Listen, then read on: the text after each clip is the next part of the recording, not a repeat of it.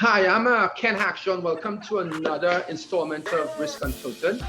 I would like to introduce Sara-Jade Govia to our Risk Unfiltered. Sarah, welcome. Thank you, Ken, for having me. I'm finally here. Well, thank you. You're finally here. So as is customary when we meet with subject matter experts, so folks like yourself coming out of a specific industry, I'll ask you to introduce yourself, and we'll take it from there. Okay, I am Sara-Jade Govia, and I am the president of the Caribbean Water and Wastewater Association.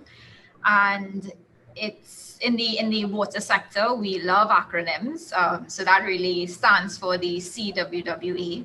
And we are a group of practitioners that work in the Caribbean region in water and waste. And of course, water includes water supply, water resources, and the wastewater sector. And our job is really to advocate and lobby of the science and the practice and the engineering behind this sector and drive governments to really take this thing seriously. And a lot of our work as well is also public engagement. So I wear the hat of president. I assumed president in October of 2020, and I'll serve for 2 years as president. And of course, the other more contentious hat that I wear is I am the water sector specialist at the Ministry of Public Utilities. Okay. So most of the conversation, obviously, and sort of like apropos, given what is currently in happening around the world, is you as the president of the Caribbean Water and Wastewater Association. So, which is kind of like at the enterprise level, if we want to use enterprise risk management as the denominator for our conversation. So, since it's risk unfiltered, we tend to push it. Well, I tend to push the envelope, and then some of my colleagues who are listening will say, Ken, maybe, but we'll treat for that as it comes along. So, what is the mandate of CWWA? So, you mentioned you are a representative body. Well, I mean, our membership are made up of professionals in the sector as well as utilities. And we also have private sector representatives that do work in the business of water and waste. So we try to, the association is a platform for all those people to come together, share ideas, talk, just collaborate. So in terms of the sway, we are, for the most part, water utilities. We work for water utilities. So the CWWA is that sort of central place where we all meet to discuss. Okay. All right. So how long have you been president now? So I've been president since October of 2020. I see CWWA as an influencer in the water space. Yeah. How significant a role does CWW play in influencing the agility, the changes that are required in most of these, because they're very archaic, and of course there are exceptions, but so you may seed processes or procedures that you probably then share with your membership, and then you will probably try and influence the water utilities. Yeah, definitely a continuous work in progress. We have a number of tools that we use to influence, as you see. One of them, of course, is education and training. So a lot of what we do is building capacity within the utilities, water and waste, to do certain specific, carry out specific tasks and activities. And we tend to do those training in areas that they need it, as well as we try to introduce sort of modernized ways of dealing with their issues. And we do that because we sit at a very high level. So we see the common problems that all the utilities face. And one of the ways that we see that is every year we bring together the ministers with responsibility for water in one forum and the ministers with responsibility for waste in another. And we try to, based on that and based on the feedback that we get from the ministers, we sort of tailor a program and a strategy that addresses some of those needs at the very basic or sort of grassroots levels with our membership. So if you look at an improvement continuum, how is it being scaled? Is it climbing? Is it stagnant? The improvements you as the leader of CWA would like to see, are they going in the right trajectory? Well, what we see is that there are some utilities that are way advanced of others. Right. Which is, should not be happening in such a small region like this. So definitely in terms of the improvement scale, I would say, so we've been meeting with the ministers of water for the last 16 years. 16. The ministers of waste, a little bit more recent, about we're hitting 6 years this year. The improvement scale is definitely very slow. Why though? Why? Okay. And so this is risk unfiltered. So we need to take the filter out of it. And let's be clear, because these utilities, given the current volatility and uncertainty in the environment, I don't think they have the luxury that they had 5-6 years of nothing. They do not have the luxury to go as they would like to go, because there's a probability and an impact scale, I believe, that isn't being looked at just yet. Yeah. So why is it that one or two is outperforming the others? Is it people? Is it process, or is it systems? I think a lot of it has to do with the ecosystem that they operate within. But I think for the most part, and this goes for water and waste, it's expected to be run like a business, but business decisions aren't made in a lot of these utilities. And I think that's because there's confusion with, the notion that water is a human right versus, it is also an economic good. And it goes the same way for waste. I mean, for the most part, a lot of our countries are not treating waste as waste and not as a resource.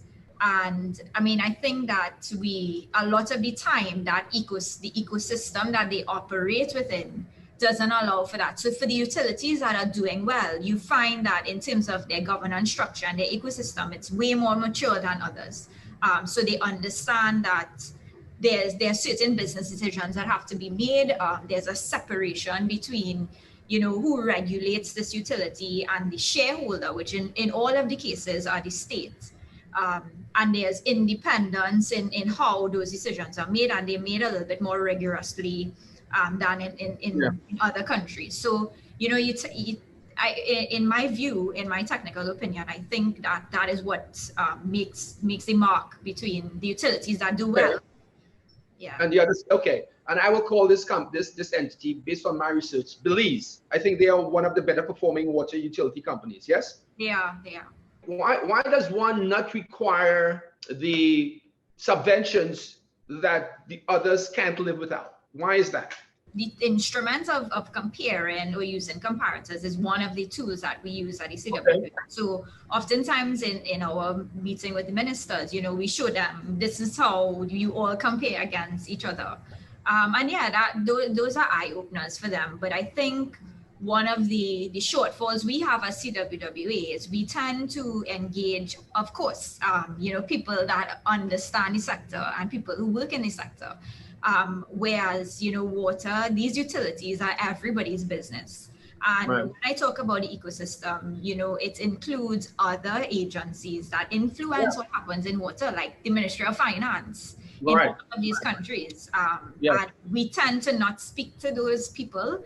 And I think maybe we need to continue evangelizing some more. Yeah. Actually, so one of the things that popped out when you talk about ecosystem, and you look at the environment, the larger ecosystem. So what about biopurity, diversity, climate change, border security, national security? How does CWA plan on aligning, integrating, if I could use that word, these other bodies into the ecosystem? Because you aren't, or you cannot, given what happened with the volcano, as an example, water and wastewater touches on all of these things, right? So are you now doing that? And how quickly can you align yourselves or integrate what's going on in those spaces with what you probably, by way of one of your mandates? It's definitely a gap that we are continuing to fill, talking to other players. And I think, before COVID hit, the major sort of player outside of who we normally talk to was the tourism sector. Because of course in a lot of these islands and the Caribbean, that's the sole source of income. And I mean, they are also very reliant on water. Some of them actually self-supply. and they understand, the importance of water. And I think that, when we look at the full water business, as you said, all the risks that you call at every point in the value chain of water, there are risks, and there are risks that really, for the most part, you cannot control as a utility and as an operator. So I think that we recognize that it's a gap, and associations just like us, but who represent different sectors, for example, the tourism sector, as I mentioned, or the agricultural sectors, and use that opportunity to find synergies in the work that we do. So here's my concern. Yesterday there was a boat ran aground off the coast of Sri Lanka carrying oil and petrochemicals. Can I say almost every member of CWWA has a desalination, uses seawater as part of their natural water supply? Almost, many of them. Okay. Yeah, not all. Yeah.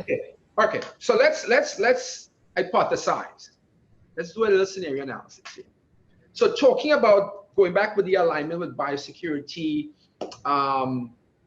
climate change. Let's pick on your home where you are now in Trinidad and Tobago. What is it? 25% of what's the percentage of the water supply comes from desalinated water?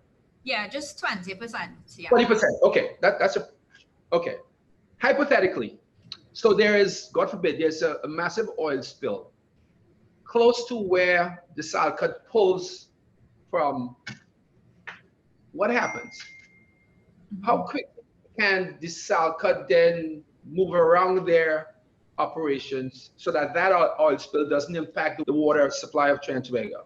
So the Salcott probably for Trinidad and Tobago and others, similar entities, needs to be part of that ecosystem we're talking about. So I'm raising that hypothetical to suggest Trinidad and Tobago is an oil-producing entity. So there are tankers back and forth. So again, what I'm trying to drill down and to evangelize on, those things, as far as I can ascertain, aren't really being considered. It's being thought of, but not operationalized or actioned. Yeah. Sarah. Yeah. So it goes to my question. That ecosystem needs to be broadened. Yeah. If you can't think it, you can't act on it. And the folks that you have to deal with, or CWWA has to deal with at the ministerial level, and some of the leaders in these institutions aren't necessarily thinking like that. Yeah. They're pigeonhole focus on getting water in pipes. Yeah. Well, I mean, the scenario that you described is a real event that has happened to us. We've had diesel spills in Caroni, which provides most of our water supply in the country. And I mean, for the most part, we scrambled, right? We're there running around like headless chickens out in fires. One of the opportunities that we have at the CWWA is that we are recognized as a responder in the event, a responder for water and sanitation and health and in hygiene. WASH, that's the other water acronym, in accordance to, as identified by the Caribbean Disaster Environment Management Agency and Emergency Management Agency, CWWA. So we have helped we help with responding to these type of events, the volcano being the most recent. So that's one of the sorts of tools in our armory. And that, I guess, puts us in a position to be able to say, hey, we see you respond, or we are all scrambling, because one of the things about the region is we pool our resources together when anything happens, a hurricane, a volcano eruption, anything, we pool our resources together. And I completely agree, and we had this discussion. It's an excellent idea, and it's something that we should operationalize yesterday. Exactly, that's the point. Yesterday. So Sarah, this is the concern I have. So an object at rest stays at rest until it gets kicked in the ass. Newton's law of motion with Ken Hackshaw's little paraphrasing there. I know some folks don't sit down and think about outside their domain. You cannot just simply focus on putting a product out. You must focus on what can impact me putting that product out. And when I do put that product out, can I impact anyone else with that product? So we're talking risk management. Right. That said, what are your top 3, if you have to suggest 3 things that must be done across the water utilities, what would be those top 3 things? Not financing, because we know that's a given, but outside of funding, what are the top 3 things? If the minister says to you, Sarah, tell me 3 things that must be done now, what would be those 3 things? Well, I would tell him, or I have said, water losses. Right. You're driving a car, you would never put gas in your car when you know that your gas tank has holes in it, right? Right. So no-brainer is water losses. Right. And there's a way to do that. I know that in terms of political expediency, you know, it is obviously what is going to impact the customer. Right.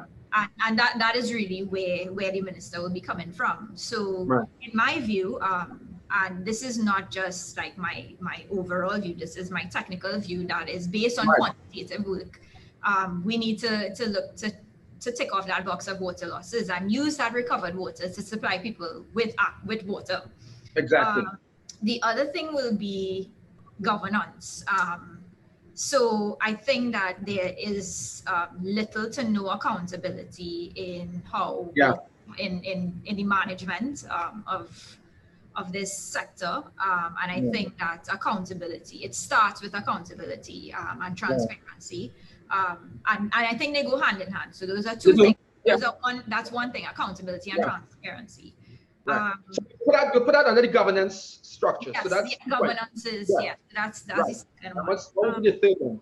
I mean, I think the third one is finding a way to really manage the upstream side of the water industry, because there's so many things that impact this water production, you know, things like agriculture, quarrying, just development, pollution. And we have not found a way to regulate, and this is not just water we're talking about here, we're talking land use, everything. Have not found a way to collaborate and really come together to regulate the environment for water resources. Right. Okay, so then the third might come under legislation. So it's wastewater governance legislation. But let's pick up leaks, and it's an industry problem, meaning global for the most part.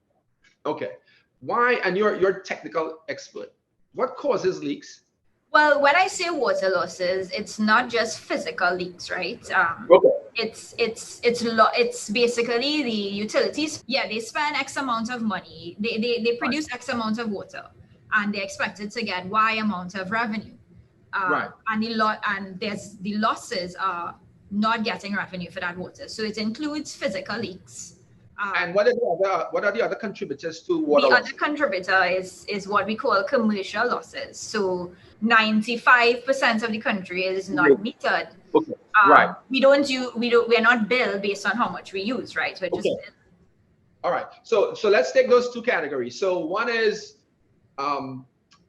tangible, hard water loss. The other is the cost of and the revenue coming from water. Yeah. Yes, the P&L of water. Okay, why not just put in meters? Why? No, seriously, you'll piss some folks off for a while, but why not just put in meters? Put in the meters. What's the worst thing? Let's put risk management in this space. And I know there will always be pushback, political and otherwise, but let's think of this logically, financially and logically. What's the worst thing can happen in putting in meters? In metering homes, they're doing the same thing on the electricity side.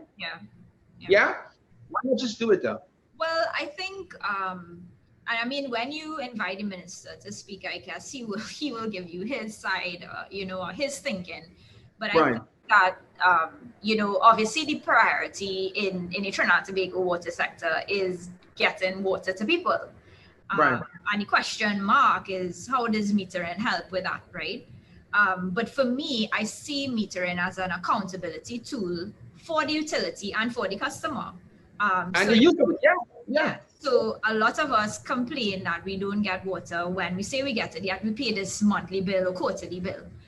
So metering allows that check and balance between what we get versus what we don't get for the utility and for us. Yeah. So I think that's one of the major selling points of metering. I think as I said, the question really is how is metering going to get water to people? And my answer to that is that we have an organization that is managing water supply. How are they managing water supply when they are not measuring water supply? So, I mean, obviously, what happens in between? In the absence of no measurement, what do you do? How are you managing? Yeah, well, actually, you could take that from soup to nuts. There's little data. There's very little data in many of these institutions, and I don't know if it's intentional or otherwise. But what we call it, this maxim, what gets measured gets managed. So if you don't want to be managed, you're not going to measure. Yeah, and it cannot be about PSI and water flow. Can't just be about that.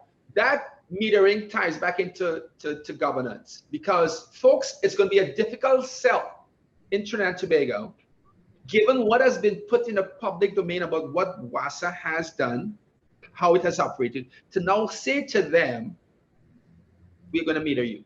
So that governance issue, that leadership issue, that performance issue must be addressed before you could then tell folks, okay, now we're going to meter you. Yeah. Because I wouldn't want to see the fuss that's going to be made while things are still being fixed. Yeah. Some decisions need to be made, because in the absence of decisions being made, and as you would well know, bad things continue to happen. And I dare say, given the environment, the global environment, there isn't that luxury of 5, 10, or even 3 years ago where we could take our time with these things. Yeah. If a bad event eventuates a week from now, what happens? Yeah, given all the inner rumblings and the fixings of things within the Water and Sewage Authority, and a critical event occurs that could impact the island of Trinidad and Tobago, on top of what is currently not being done or was supposed to be done, what happens then? Yeah. Okay. So we have identified those three top things. You were talking about introducing the point about what happens if there's this major catastrophe. The question of what's the worst case scenario if we do it? And there are a couple of things. One is, how do you build public trust, as you're suggesting, which is important for just any intervention that the government wants to make in the water sector, and as building that public trust and confidence is important, and something that has to be done. The other thing is, there's a level of two things that happens on the downstream end of the value chain of water, and that's when it gets to the customer. And one of that is apathy. So there seems to be, this sort of, oh, that's how it is. We can do anything about it. And because of that, the second thing that happens is the households or the customers build their own resilience.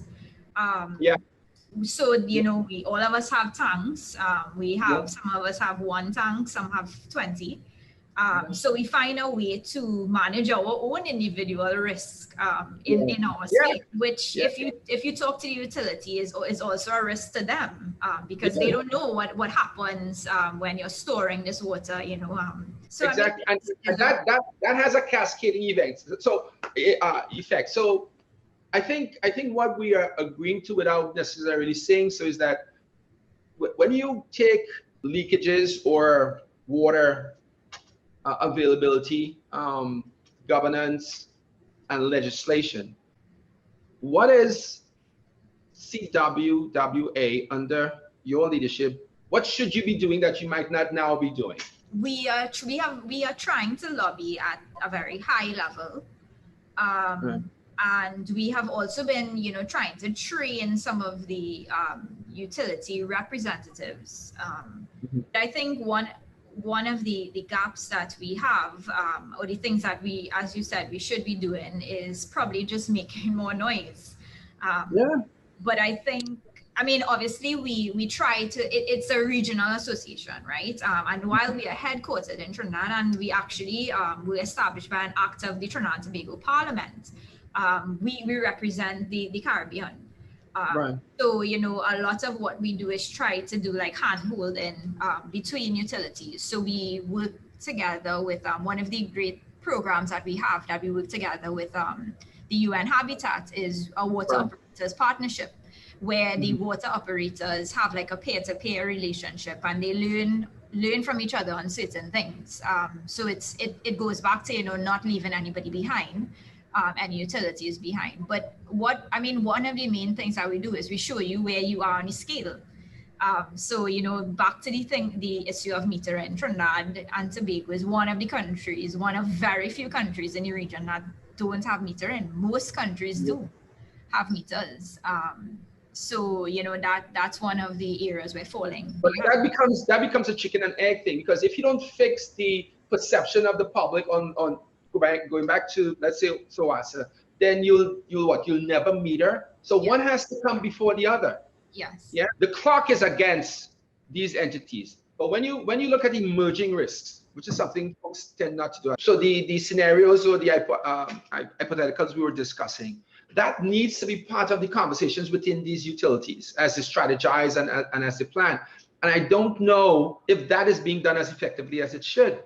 So when you talk about legislation, so should legislation come before governance or before the fixing of the water issue, be it the P&L or the actual leakage? So what is your priority for the entities, for the water utilities? So if you identify those three, and let's speak specifically about, say, Trinidad and Tobago. Is Trinidad and Tobago water one of the worst performing water utilities in the Caribbean? Yeah. It is very much behind. A little while ago, you said they do the peer-to-peer and try to pull you along so no one left behind. They never benefited from the peer-to-peer partnership. So I think lack of proactiveness from a management perspective. And I mean, that's really at the root of all the problems. And, you know, you asked me which one would I sequence? Right. And I would, based on the data, I would sequence the issue of water loss. Because if you look at how did we get here? How did we arrive at this problem of having water loss? Yes, it has to do with, you know, underinvestment and the infrastructure perspective. But a lot of it has to do with management. You know, have they been sounding the alarm to say, you know, this is an issue? Do they have data to support that this is an issue? And one of the peculiarities about the water sector, and this is why, you know, it tends to suffer compared to other utilities, is beside the fact that, you know, water is a human right, and we have to cater for, you know, everyone that needs water. But the other thing is that when something happens in another utility, for example, electricity, everybody feels it instantly. So you don't get electricity, you know, you have a nationwide blackout. But in the water sector, years and years of neglect, and then we're now starting to see the symptoms. So it's almost like a hidden problem that you don't see until it is explosive. And that's one of the challenges we have. So, you know, when you talk about being proactive and dealing with emerging risk, I think that can help us in this. Oh, most definitely. So let's hypothesize even further. How does aging infrastructure become a problem? I oftentimes say that risk management starts with the individual. When you're at your house, in your home, you'll be looking at your appliances and stuff. So you will never let your refrigerator or your critical appliances get to the stage where it's not functioning. So you'll be probably inspecting it more often or cleaning it. There's a process in place, a procedure, a methodology, so it never gets to non-functioning. So aging infrastructure becoming a problem is because it was allowed to age. The uninspected always deteriorates. Yeah. So, and some folks just know it's underground. I said, that was 20 years ago. There's technology now that could survey things to detect, potential for leakages. Where are the water utility companies in across the Caribbean? How are they moving to be not just proactive, but anticipatory? And what role is CWW playing? So here's my concern. If you think it, you can act on it. So modernizing the water utilities, their training must be modernized. Because practice makes perfect, but it does not make new. Analytics or data capture, risk management needs to be at the fore. To that point, Sarah, let me suggest something to you, and maybe that's where CWWA could play a part. In the last webinar that you guys hosted, I challenged the guy from Caribbean Development Bank. When folks, entities are coming for funding, add the efficacy of their risk processes to a criteria. In the absence of that, why are you just throwing water, no pun intended, throwing money away like that? Because if things aren't being fixed properly, issues and risk aren't being identified and addressed, if there isn't a plan so that new infrastructure doesn't become aging infrastructure, then why continue to lend them? What's your take on that? One of our partners are the development banks, right? Right. So we work with them, we get funding from them to do some of the things. So I think we're in a good position to lobby that in their due diligence process, it should include risk management. I think one of the excellent things about the session that you did is it really got some of the utility practitioners, the employees thinking, like, am I doing everything that I should? I think what tends to happen is, as you saw, they tend to bunch up risk, this concept of risk with audit. They send their auditors to these sessions. I think that you definitely got some bells tinkering. That's how you get an object to move. What gets measured gets managed. So that helps with the P&L. It helps with the governance side as well, Sarah. Demonstrate the efficacy or the effectiveness of your governance, of your measurement tools, your key performance indicators. Because if they don't want to move in and of themselves, it has to come from an external force. And CWWA could be a great external force for that. What is your biggest headache as being president of CWWA? Well, actually, just to close off what you mentioned before, you already have the business case. We've been dealing with COVID, and we are just responding to the volcano eruption. And then, as much as I don't want, I'm not going to wish it to put goat mouth on it, but we have a hurricane season coming up, and almost every day we are part of a team that's responding to a hurricane. So we have the business case for why risk management is important, being proactive, anticipatory. And so see that word you use, respond. When you think respond, meaning that's reactive. Right. So maybe prepare.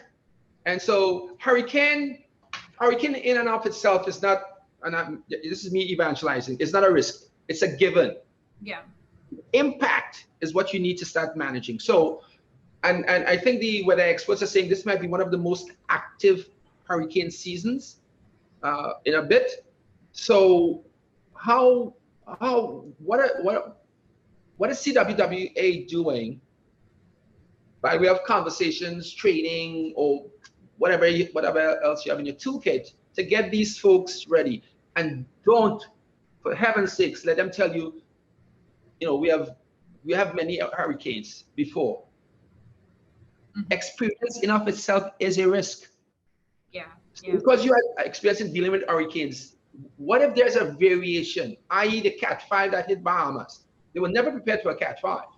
But what if there's a deviation from the norm? I think this is one of the things that I continue to battle with is, we know the risks, fine. Maybe that's the easy part, But Yeah. then, you know, how do we ensure that this plan that we have to deal with this risk or manage this risk is effective and Governance. in place? Yeah. People. You gotta have, and to that point, let me ask you a question. I did a similar podcast with the head of impacts, and he said something to me that I knew, but it was never articulated as he articulated it. He said that it's easier to get funding after a disaster than it is to basically prevent a disaster from occurring. Do you concur from a water utility perspective? Yeah, definitely. But I think there's a reason for that. And it's because we do not do a good job at measuring impact, right? So impact.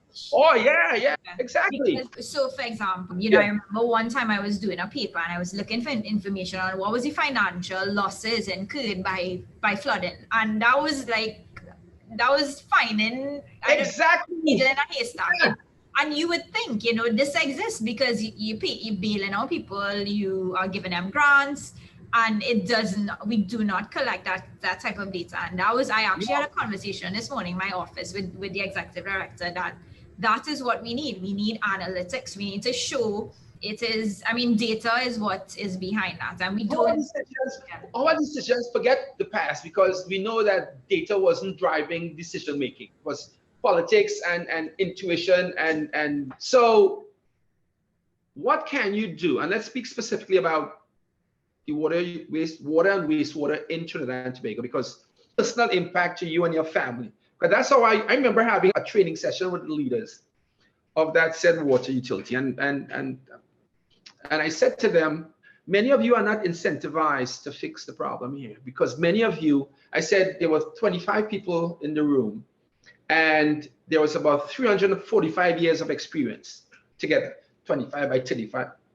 I said, many of you have one foot out the door, but I'm sure many of you, fortunately or unfortunately, don't have a second passport. So you have to live here. And you may have siblings, grandchildren. So think of the impact to them if what you're doing now fails. Yeah. That is how I was trying to incentivize these decision makers, given the mindset, the background, the training of the folks. And that doesn't take away from what their expertise are. Yeah. But as I would have said to you, and I mean this from a risk practitioner's perspective, experience in and of itself is a risk. So I always say leading with your skill sets. Yeah. Experience is great, but you must bring something else. So if you're a baker for 30 years, but all you've been baking is bread, you could say you're not a baker, you're a bread maker for 30 years. So if I have you to make donuts and you can't make it, don't tell me you're a baker, right? Actually, that's a good analogy. I need to write that down. You know, we talk about risk culture, and risk culture is your attitude and your behavior that forms how you treat and respond to certain things, specifically risks. Unless, and I know you would agree with this, unless you put or have measurements, when you do put the people in place to measure their performance, their attitude and behavior, it's going to be a recurring decimal with the crap that goes on. Yeah. And I've not seen, I'm not privy to anything, but nothing is in the public domain specifically. So it cannot be driven by just experience. Yeah. The guy, and you would have heard me say this, and I love to say this, and then I'll ask for you to give your final word, because I know those ladies are going to have some questions. So by way of experience, you know, I refer to it as the Aegis Smith syndrome. You know, the captain of this boat, you know, got promoted. And when he was asked why, he said, I have 30 years experience. I've never been in a shipwreck, nor have I ever seen one. 2 days later, he was the skipper of the Titanic. Takes rest one time. Yeah. So yeah, I mean, it definitely, as you hinted, you know, is how I can make a difference in this sector. And I think, you know, in response to it is personalized. It is, and I think that could be from a personal perspective a little bit unhealthy, because I feel I have to cheat. Maybe unfortunate as well, but that's reality. Yeah, it is unfortunate. Yeah, I mean, I have to change this thing, but then I tell myself, as part of my compartmentalization process, I tell myself that, you know, you are not the decision maker. Your job is to influence. As you said, your job is to push the envelope. Right. And suggest and advise. Advise and put the information out there and do it as proactively as you could. And I think that that's why I've jumped onto this bandwagon of risk management, because I realize that it is part of it is looking forward, right? So, you know, half of what I do is looking back, and then the other half should be being strategic. What is to come? So I definitely, it is personal, and I try. It is why I lose sleep, because I try to stay ahead of the game and really just advise, and I do it as frankly as possible. You know, any of my colleagues will tell you that I have no filter. But the thing is, it is important for me to communicate that, hey, you know, we're not headed down the right path. And one of the things is, you know, pushing this holistic sort of approach to effective risk management. It helps in good decision making, and it helps with accountability and transparency. And so with that being said, I have two of my colleagues here, Kellyanne and Natasha. Folks, I don't know if you have any questions for Ms. Govia before we sign off. Kelly? Sure, I do. I was just wondering what conversations you all have been having about climate change. I know you would have mentioned that not everyone is involved in desalination. So what have you all been discussing with respect to this issue? So what we've done at the CWWA is we actually have a regional strategic action plan for building climate resilience in the water utilities. And that is an excellent document that brings together all of the partners that are doing work relevant to the sector, not just water sector stakeholders, and trying to organize the way that they work to develop climate resilience and climate proof the water sector. So that's actual documentation, and we're rolling out certain projects. Most of what we do in the sector are aligned to that regional strategic action plan. And it has a climate lens, because I mean, as you recognize, climate is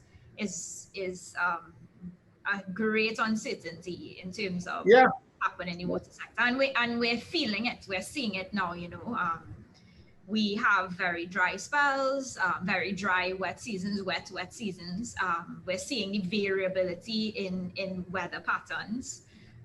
And the irony is, at least for Trinidad, is that during the dry season, we have problems for water supply. And then during the wet season, we have problems for water supply. So just to tell you how resilient or not resilient our infrastructure is. Is that document publicly available? Yeah, it is. It's on our website.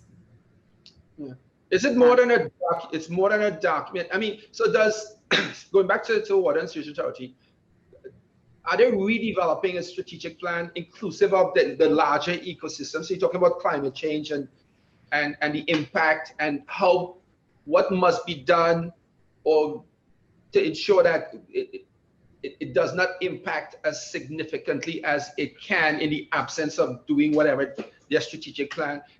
Are they working on a new strategic plan, or are they still operating with the one from way back when? I just want to add on to Ken's question, because throughout the conversation, it was one of the things I was listening for. And you did speak to it coming down to the end. You just referenced the importance of being strategic in your thinking and thinking forward, being forward looking. So, you know, Ken's question was really where I was heading. Similarly, I think one of the reasons that it's been so difficult to get people to recognize how critical it is to elevate risk management is because risk management is really the flip side of strategy. When you start thinking ahead, you really start thinking about what ifs when you've identified your goal. And one of the reasons I think we have a tough time with risk management is because a lot of the people that we deal with and we have in decision-making rules are not as strategic as they might need to be. So it's one of the things that we have to do alongside building the risk management competencies is really building strategic competencies. So I was happy to hear you reference, you know, the importance of being strategic. And I'll just go ahead and let Ken finish his question and let you answer that, because that's where I was going. Yeah, so do they have a realigned, redesigned, reimagined strategic plan? Yeah. Well, I need to personalize it in some respect, and then I need to, as Step I back. said, compartmentalize and stop at where I could do, you know. But they don't have a revised strategic plan. And that is coming before, that will come after their transformation plan. But what is happening in terms of climate is we're now developing a climate water sector adaptation plan for climate change in Trinidad and Tobago. So that is specific to the water utility, and it will address the issue of you know, how climate change is going to affect the different operational regions. Okay. So yes. But I mean, on the point of being strategic, I don't see how it's possible to work any other way, particularly when you're dealing with a sector, because, you know, you have to, beside identifying what are your priorities, the next thing is how do you sequence those things. Yeah. And I mean, that's the other side of, you know, identifying risk. So, you know, we have this sort of wish list of all the things that we have to do, but what is important? And what happens next. Right. So it ought not be a wish list, but what matters most. Yeah. Right. And then you sequence it based on by way of impact. So that's where strategy and risk converges. Yeah. And so I use the word reimagine. It can be, if you think of the word revise, it means like taking what currently exists and tweaking. I'm going to say that it probably needs to be thrown out, which is what I've suggested many times to many entities, given COVID and the impact on economies and industries. So going forward, you know, if you're thinking digital transformation and transformation, that wasn't on the to-do list for your prior stuff. A lot has to be changed. A lot must be changed. So it's going to be instructive and informative to see what comes out by way of strategic plan. And it, you know. But it's good news that they don't have a strategic plan, because as you always say, you know, doing any sort of strategic document in the absence of a full deep dive into this. Well, thank you. So my risk one. Yes. Kelly, Natasha, any more questions for Sarah before we send her off? Yeah, I actually just push back a little bit on that last comment, because I think the risk management, like the strategy, is a living, ongoing, organic thing. And, you know, it's a sort of a chicken and egg situation, because any strategic plan will, by its own development, expose new risks, because the strategy is not, may not be, it often will not be to do the same thing that we did all the time. So by developing a new strategy, new risks will emerge out of the strategy. So we can't do the deep dive in risk management and say, okay, that's all the risks we have, and then do the strategy and say, okay, we're dealing with all these risks. We have to then do a risk analysis of the strategy itself. That's where the alignment takes place. And you can tell, Sarah, that Natasha's expertise lies in the strategic side of it, in strategy development. So she's a consultant, a very good one in and of herself in that space. So when we are engaged, we bring the full kitchen cabinet. This is my first podcast. Cool! You did a fantastic job, though. I've been talking to my girlfriends about doing a podcast because, you know, I could go on talking to you for the next couple hours, because it is not very often I find someone who is not trained in the space that we are in, but not just gravitated, but have accepted, understood inculcated and wanting to practice it, and you speak it as though you've been living it. So I want to thank you for being part of Risk Unfiltered. The Caribbean Risk Management Academy is at your service when and where needed. Sarah, it's been great having you. It's a comfort again knowing that you are in the space that you're in. Sarah, thank you much, and be safe out there, eh? Yes, you all have a great weekend. Bye-bye. Okay. Bye bye. Take care. Bye.